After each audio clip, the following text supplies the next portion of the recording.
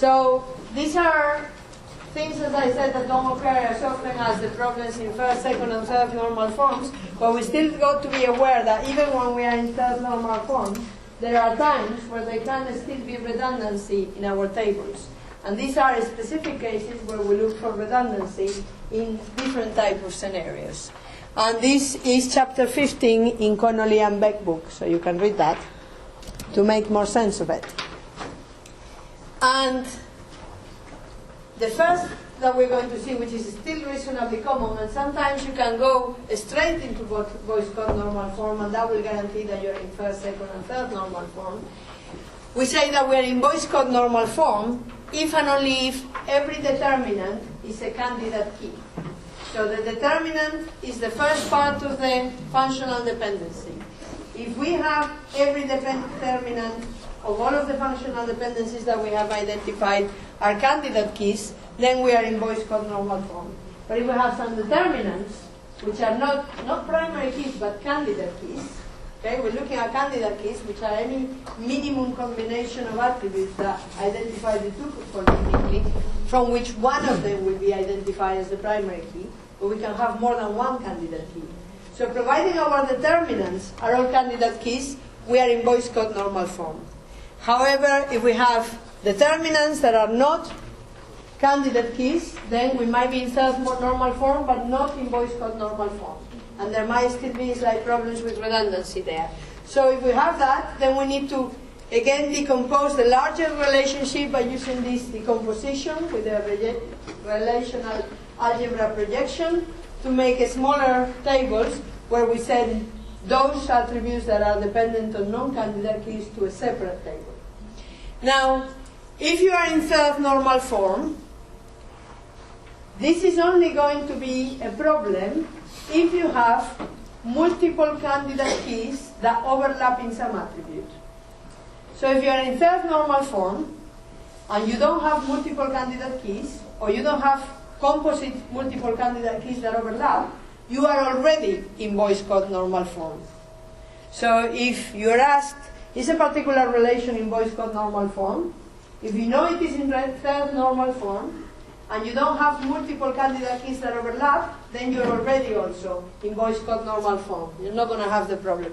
However, if you have multiple candidate keys, they overlap on some attributes, okay, then you might be in third normal form, but not on Boyce-Codd normal form. So let's see an example of that. So here, for example, we have a table where we have a client number, an interview date, an interview time. I must not use that color because it doesn't show in the slides. A staff number and a room number. So this is an interview happening between a client and a staff number. And what I have is that my candidate keys here, the things that uniquely identify a tuple in that table, are a combination of the client number and interview date. So that means each client only comes once a day for the interview. So that identifies uniquely a tuple in that table. But alternative to that, which I choose to be the primary key, if I have a combination of a staff number, interview date, and interview time, because the staff might interview more than one customer in the day, but if I have a combination of a staff number, interview date, and interview time, that is also unique. So that is a candidate key. And if I have room number, interview date, and interview time, that is also unique. Okay? So I have three candidate keys there. One of them is chosen to be the primary key. They are composite and they overlap because they both have interview date. All of the candidate keys have interview date, so that is one overlapping attribute. So even if that table is in Boyce-Codd normal form, it might not be, even if that table is in third normal form, it might not be in Boyce-Codd normal form. Now, if I look at the functional dependencies there, I have that given a client number and an interview date, I know the interview time, the staff number, and the room number. Okay? So all of those attributes are dependent, fully functionally dependent on the key. So that is fine, because that means that my table is in second normal form. And I don't see any transitive dependencies there, so I might be in third normal form. However, I also have that the staff number, interview day, and interview time tells me the client number. The room number, the interview date, and the interview time functionally establishes the staff number and the client number, and the staff number and the interview date tells me the room number. So I have those functional dependencies there. To know if I am in Boyce Codd normal form, every determinant must be a candidate key. So this is a candidate key, so I'm okay. Staff number, interview day, interview time is a candidate key, so I'm okay. Room number, interview date, and interview time is a candidate key, so I'm okay. But the staff number and interview date is not a candidate key. So I have here a problem with redundancy. Okay? So because this is not a candidate key, I'm not in Boyce Codd normal form. To be in Boyce Codd normal form, I have to take that particular functional dependency, decompose, send it to another relation with the determinant as the key. So I end up with the interview table, which has the client number and the interview date as the primary key, and the interview time and the staff number. And then I have another one called a staff room, which has the staff number, the interview date, and the room number.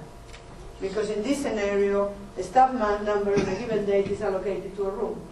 If I didn't do that, I would still have redundancy there, because if a staff member on a given date is always on the same room, then I don't need to store that for every interview.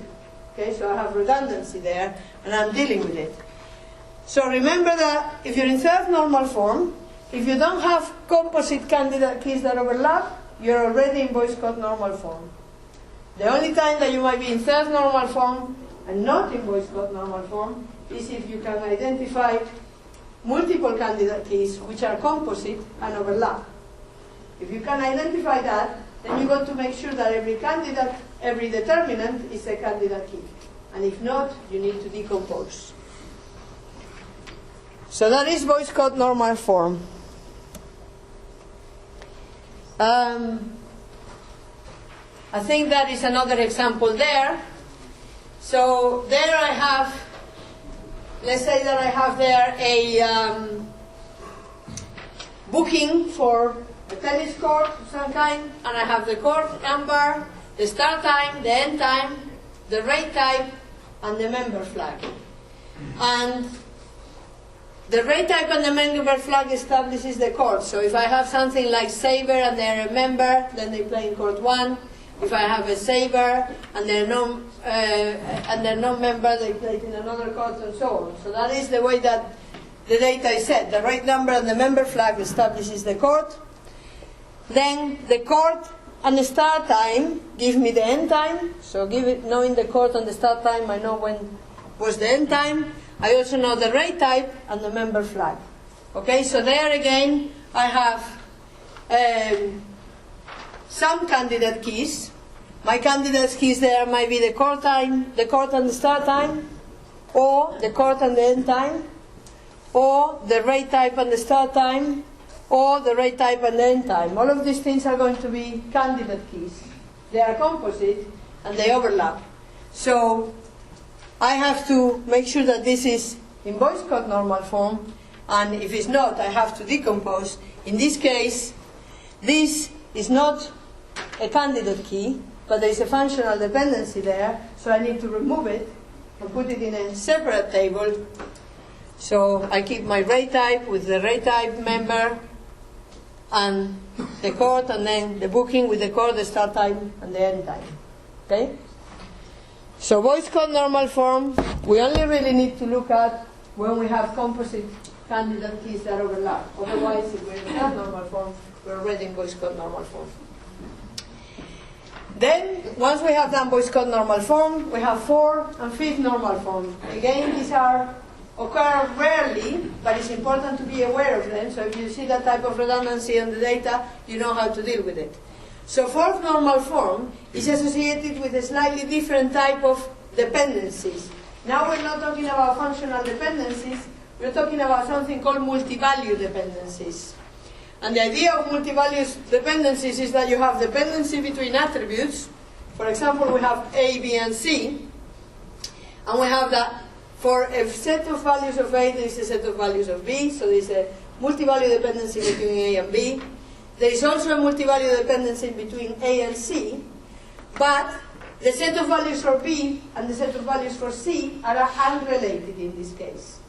So B is functionally dependent on A, C is functionally dependent on A, but there is no relation between B and C. And that's what we call a multi-value dependency. If we have a relation that is in Boy's code normal form, but it has multi-value dependencies, it might not be in fourth normal form. So we might still have redundancy there.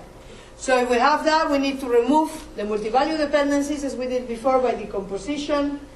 We send them to a separate table with the determinant as the key. So we're always doing this same kind of decomposition. So let's look at an example. For example, here I have a student, units, and hobbies. So I have that the student has a number of units and a number of hobbies. Okay? Now that is not normalized at all. So I need to, first of all, make it into first normal form. So I flatten the table.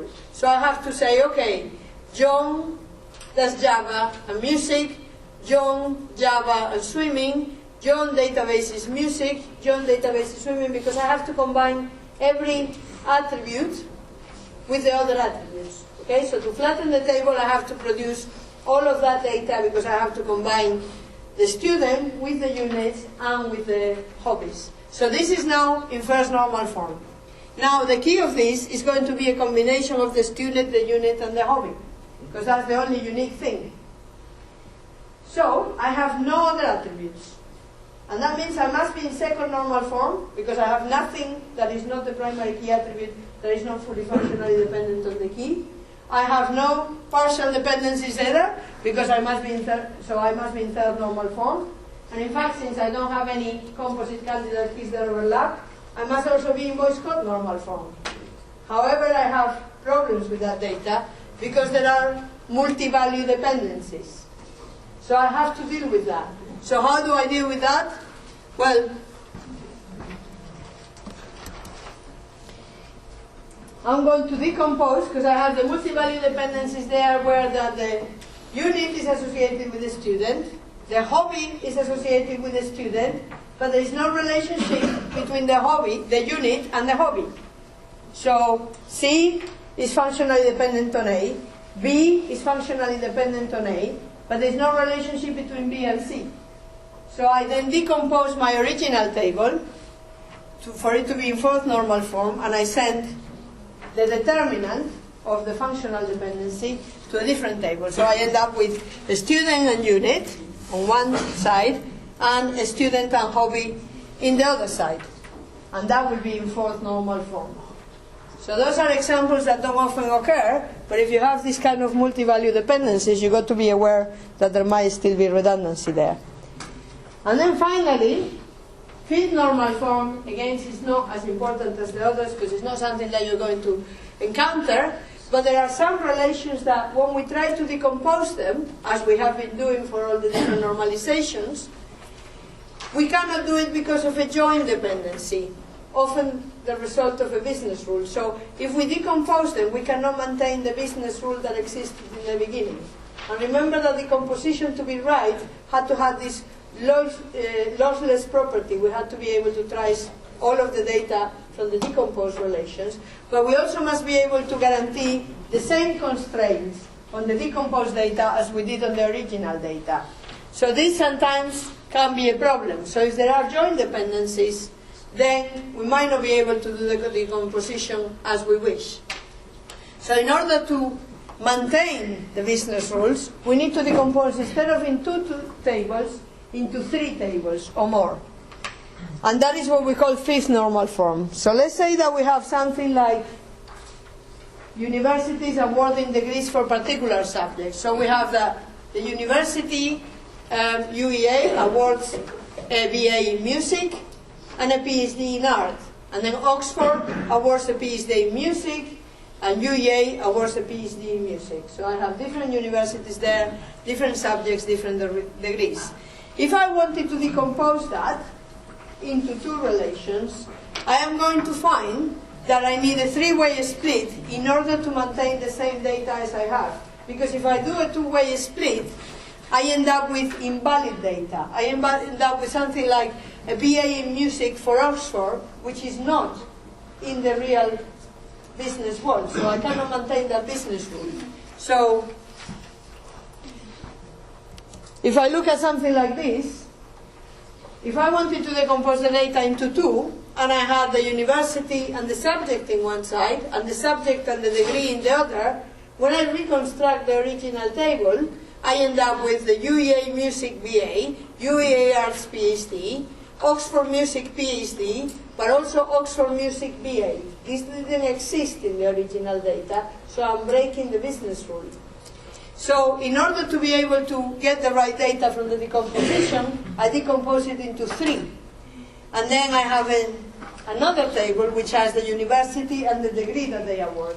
So then I there have UEA BA, UEA PhD, and Oxford PhD. Now when I reconstruct the second table with the third table, I eliminate that tuple that appeared, which wasn't really part of the original data.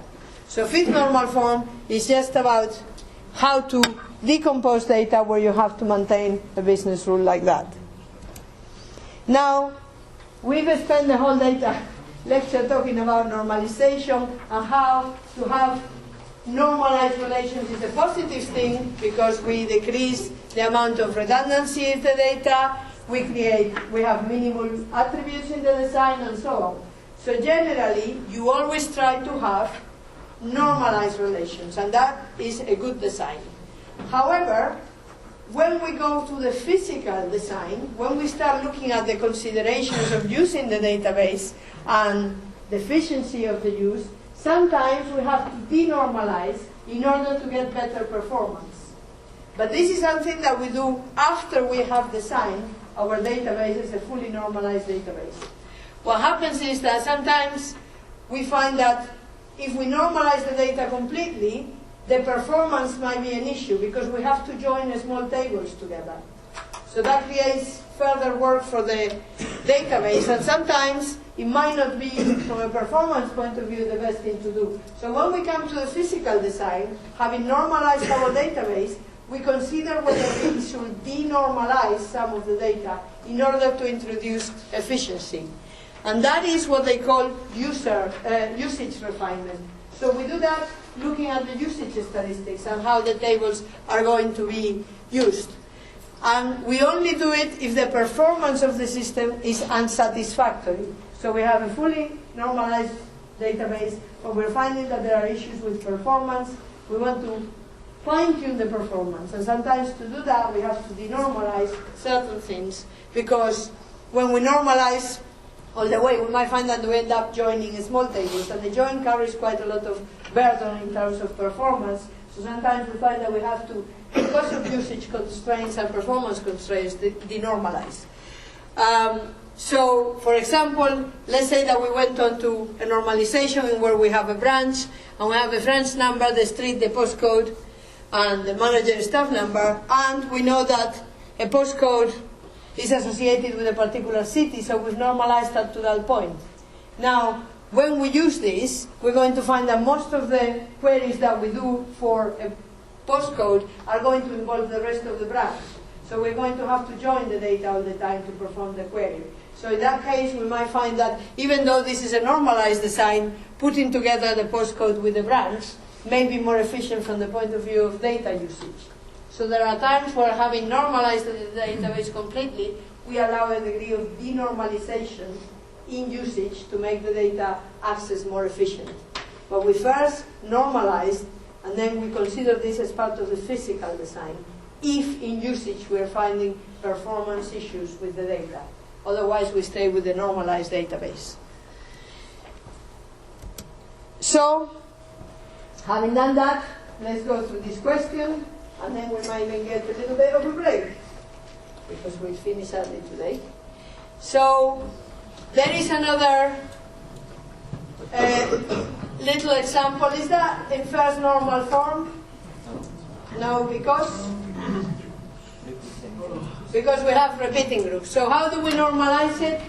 The first thing that we have to do, this doesn't seem very well, but we'll try our best, is we need to flatten the table. Let me see if I can do it here. So we have to do, what do we have? B1, so we're going to have branch number,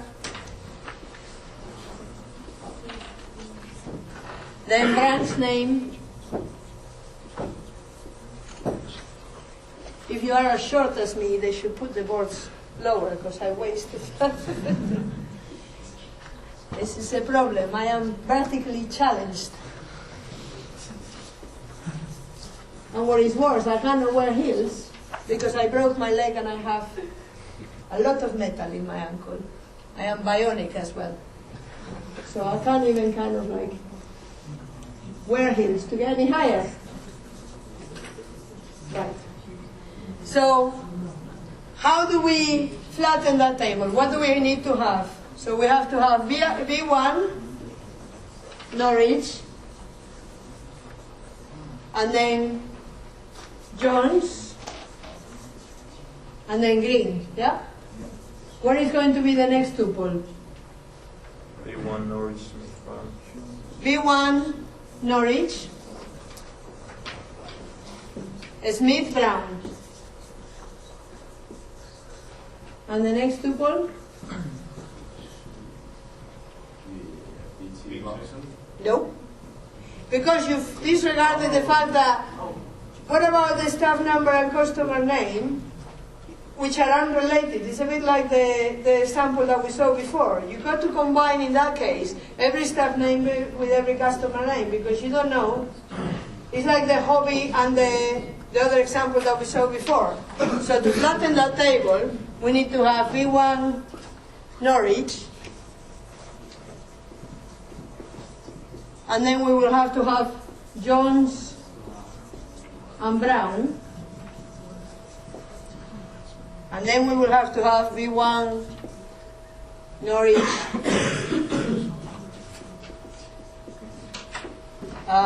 Smith and Green,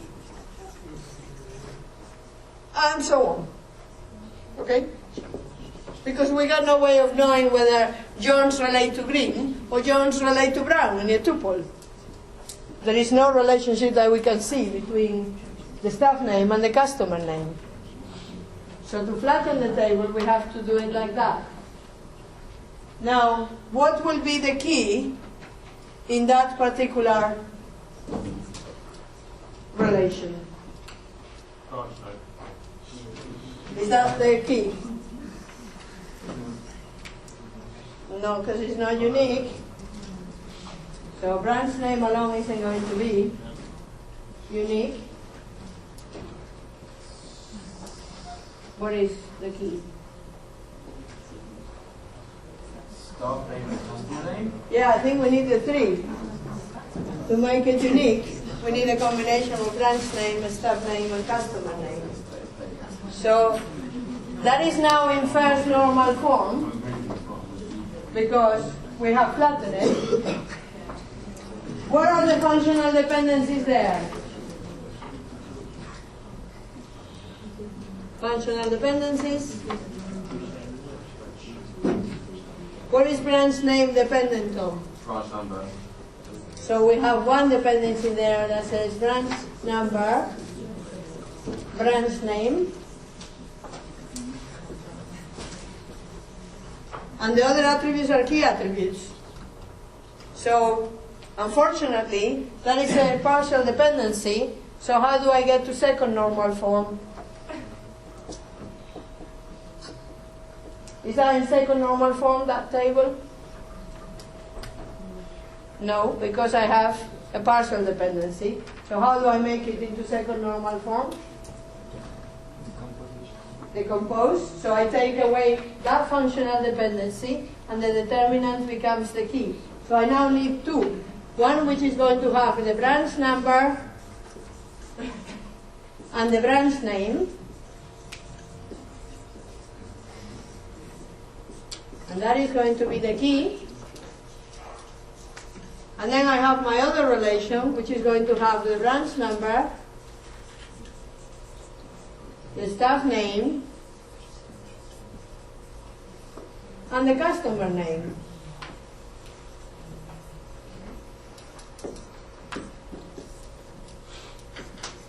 Now, and that is the key. Is that in second normal form? Yes? Is it in third normal form? What is the test for third normal form? Transitive dependencies. Are there any transitive dependencies in those two tables? No, because there's no other non-primary key attributes, and the only one, which is branch name, is related to branch number, is functionally dependent on branch number, so it is in third normal form. Is it in Boyce Codd normal form?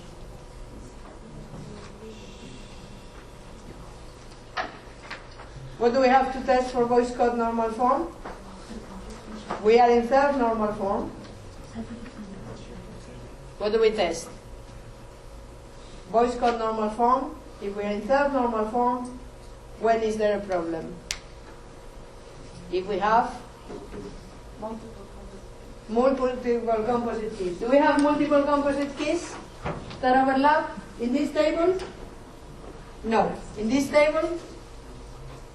No. So we are in Boyce Codd normal form. Great. Are we in fourth normal form? Do we have any multi-value dependencies? Multi-value dependencies where we have a value of 1 associated with this, a value of this associates with this, but we don't know this and this have no relation. So we do have multi-value dependencies there because we have that branch number is associated with staff name, and branch number is associated with customer name, but there is no association between a staff name and customer name. So even though this is in third normal form, it's not in fourth normal form. So to make it into fourth normal form, we need to decompose this relation into those that make the multi-value dependencies. So we need to end up with one that has branch number and customer number, or customer name,